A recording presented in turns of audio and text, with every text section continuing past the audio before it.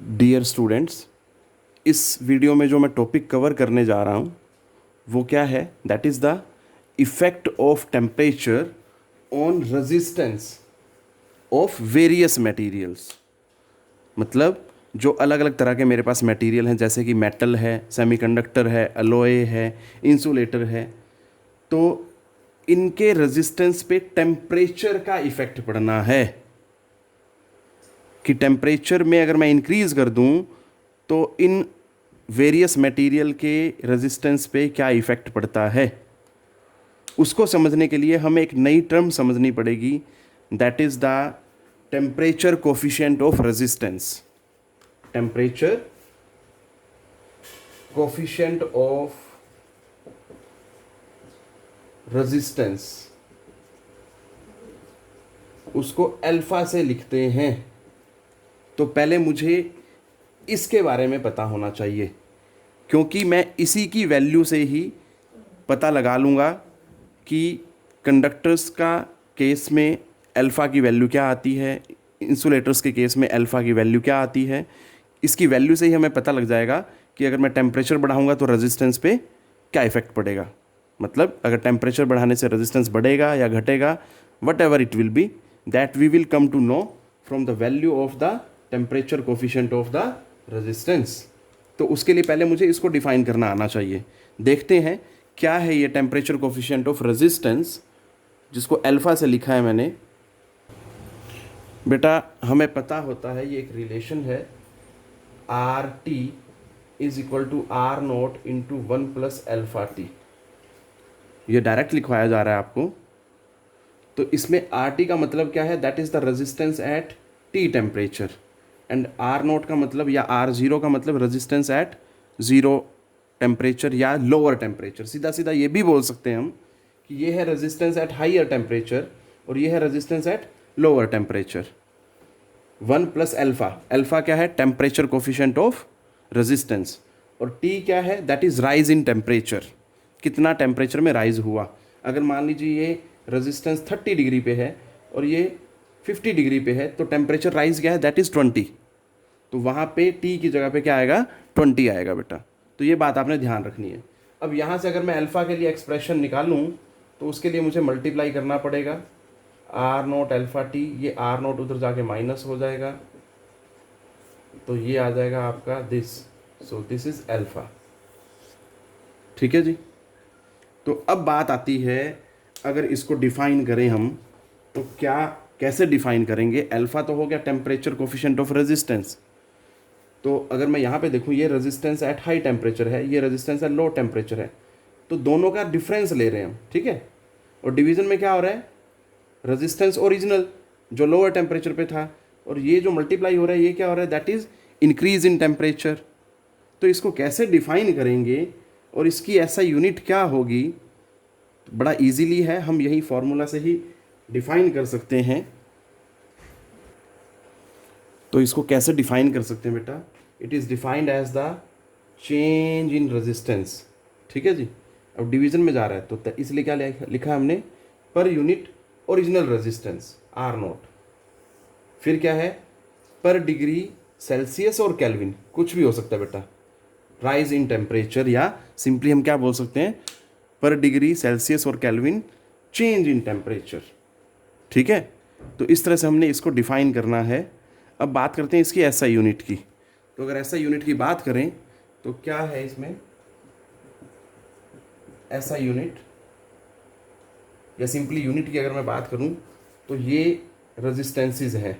तो रेजिस्टेंसेस का जो डिफरेंस आएगा वो भी क्या आएगा बेटा? ओम में ही आएगा। ओम, फिर डिवीजन में फिर ओम, और ये क्या है? टेम्परेचर। तो टेम्परेचर में क्या होता है बेटा? Degree Celsius. तो क्या हो जाएगा? ओम से ओम कट जाएगा तो डिग्री सेल्सियस इनवर्स।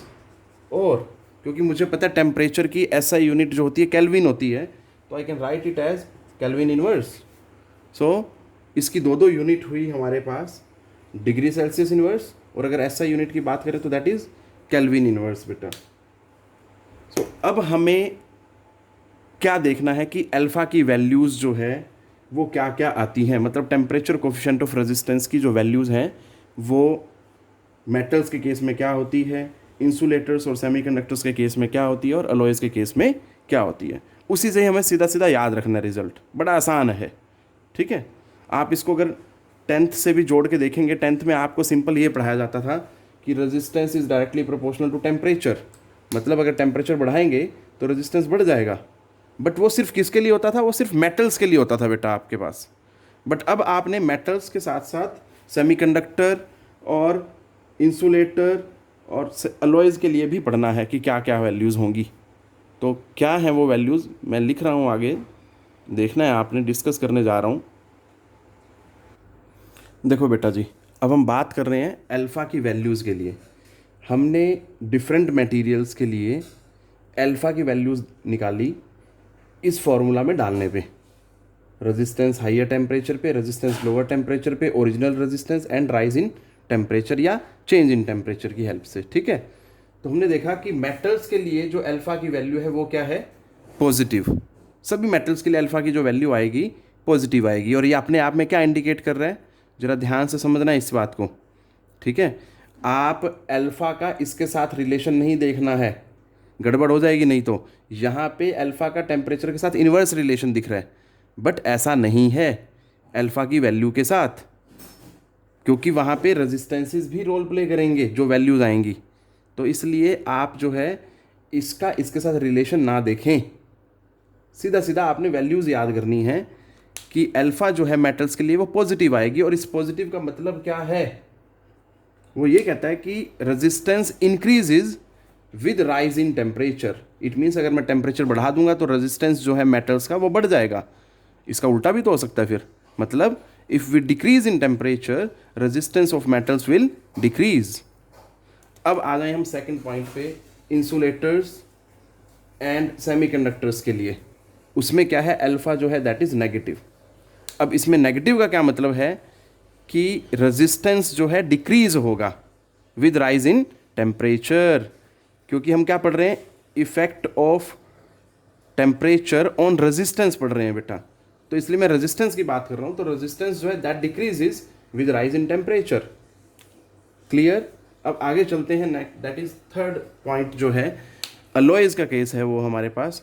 उसमें क्या आता है, उसमें भी अल्फ़ा क्या आता है बेटा, पॉजिटिव आता है, बट उसकी वैल्यू जो होती है वो स्मॉल होती है। मैंने यहाँ जान के मेंशन किया ऐसा, क्यों ऐसा है, ताकि आप डिफ्रेंशिएट कर सकें मेटल्स और अलॉयज़ में। दोनों में ही पॉजिटिव है, बट फिर फ़र्क क्या है, देखो इसमें जो है टेम्परेचर के राइज के साथ रेजिस्टेंस बढ़ेगा, कोई दिक्कत नहीं है। इसमें भी क्या होगा, resistance increases with rise in temperature. तो फिर फ़र्क क्या है, तो फ़र्क जो है या जो डिफरेंस है that is because of this value. इसकी जो वैल्यू होगी वो बहुत स्मॉल होगी।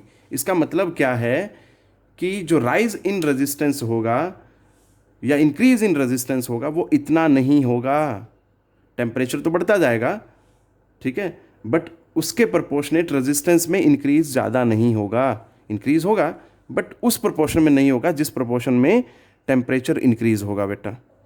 ठीक है, ये चीज़ याद रखनी है आपने। So that is it which I wanted to discuss. सबसे मेन चीज़ आपने ये बातें याद रखनी है बेटा।